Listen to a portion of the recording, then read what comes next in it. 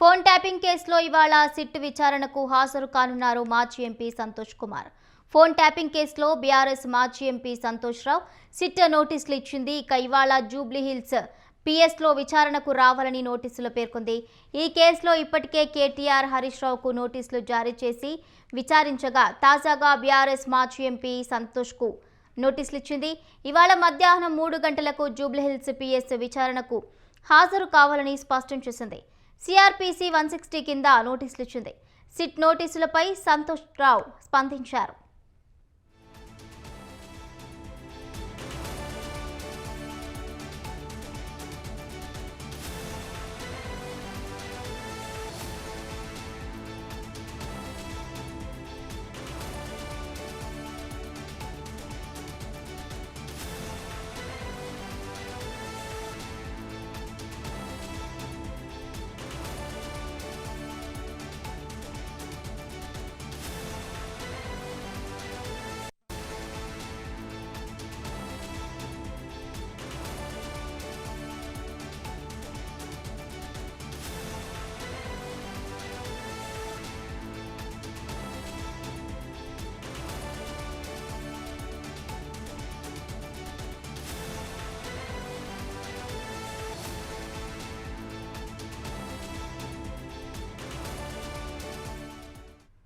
ఈ కేసుకు సంబంధించి బీఆర్ఎస్ నాయకులు కుల సమీకరణల్లో భాగంగానే డీఐజీ హోదాలో ఉన్న టి ప్రభాకర్ రావును 2016లో ఎస్ఐబి చీఫ్గా నియమించారని సిట్ ఆరోపిస్తోంది.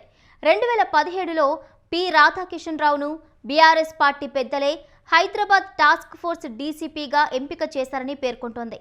ఈయన 2020 ఆగస్టులో పదవీ విరమణ చేసినప్పటికీ కుల ప్రాతిపదికన ఆయనకు బీఆర్ఎస్ ప్రభుత్వం 2 సార్లు ఓఎస్డీగా అవకాశం ఇచ్చిందనేది సిట్ వాదన.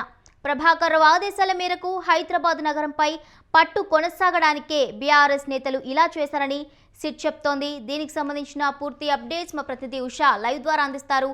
ఉషా, భవానీ, ఫోన్ ట్యాపింగ్ వ్యవహారంలో బీఆర్ఎస్ నాయకులు అగ్రనేతలు ఎవరెవరైతే ఉన్నారో వారందరినీ కూడా ఈ వారం రోజుల్లోనే 20వ తారీఖు నుంచి 27 ఇవాళకి చూసుకున్నట్టయితే 3 అగ్రనేతల్ని కూడా సిట్ అధికారులు సిట్ కార్యాలయానికి పిలిచి జూబ్లీహిల్స్లోని సిట్ కార్యాలయానికి పిలిచి విచారిస్తున్నారు. 20వ తారీఖున హరీష్ రావుని, 23వ తారీఖున కేటీఆర్ని, అలాగే ఇవాళ చూసుకున్నట్టయితే సంతోష్ రావుని, ముగ్గురిని కూడా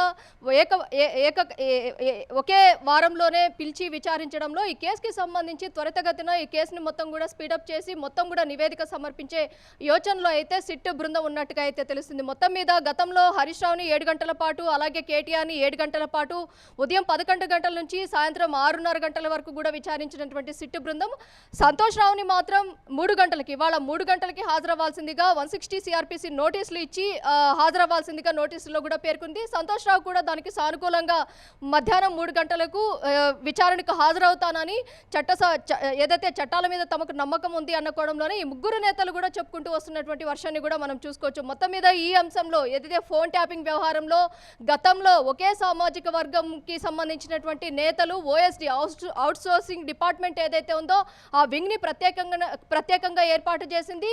ఆ వింగ్లో ఖచ్చితంగా ఏదైతే సీఎం సామాజిక వర్గానికి సంబంధించినటువంటి వారినే ఎన్నుకోవడము, ఏదైతే 2020లోనే పదవి విరమణ చేసినప్పటికీ ప్రభాకర్ రావుకి మళ్ళీ పదవి ఇవ్వడము, మొత్తం కూడా ఎస్ఐబిలో కీలక రోల్ ప్లే చేసినటువంటి వ్యక్తి ప్రభాకర్ రావు, అలాగే టాస్క్ ఫోర్స్ డీసీపీగా ఉన్నటువంటి రాధాకిషన్ రావుకి కూడా సేమ్ ఓఎస్డీగా మళ్ళీ అవకాశం ఇవ్వడము, మొత్తం ఈ ఫోన్ ట్యాపింగ్ వ్యవహారంలో మళ్ళీ పదవి విరమణ చేసినటువంటి వ్యక్తులకి కీలక పోస్టింగ్లు ఇవ్వడంలో కీలక పాత్ర పోషించినటువంటి వ్యక్తి సంతోష్ రావు అన్న ఆరోపణలు ఉన్నాయి. కాబట్టి ఈ అభియోగాలన్నిటికీ సంబంధించి సంతోష్ రావు అంటే టీం వ్యవహరించినటువంటి తీరు ఏదైతే ఉందో వీటన్నిటి కూడా క్లియర్గా ఈరోజు ఇన్వెస్టిగేషన్లో భాగంగా అధికారులు సిట్ అధికారులు అయితే విచారించే అవకాశం ఉన్నట్టుగా తెలుస్తోంది. మొత్తం మీద ఫోన్ ట్యాపింగ్ వ్యవహారంలో చాలా వరకు కూడా ఎస్ఐబీల దగ్గర నుంచి పొలిటీషియన్స్ వరకు, అలాగే ఇప్పుడు బీఆర్ఎస్ నేతలు అగ్రనేతలు ఎవరైతే ఉన్నారో